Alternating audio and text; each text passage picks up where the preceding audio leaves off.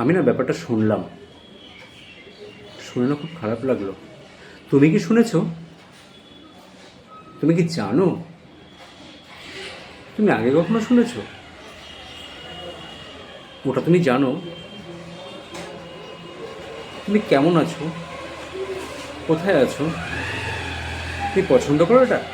এরকম প্রায় সময় আমরা কাউকে প্রশ্ন করি, মানে আমাদের যখন কথাবার্তা বলি তখন আমরা নিজেরা কথা বলি, আর বেশিরভাগ সময় লোকের সামনে প্রশ্ন ছুড়ে দিই।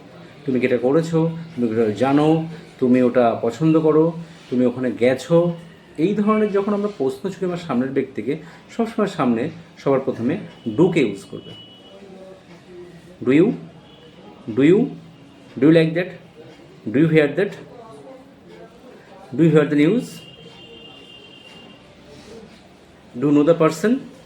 এই ধরনের যখনই কাউকে কোনো কিছু জিজ্ঞাসা করবে, প্রথমেই ডু দিয়ে স্টার্ট করবে।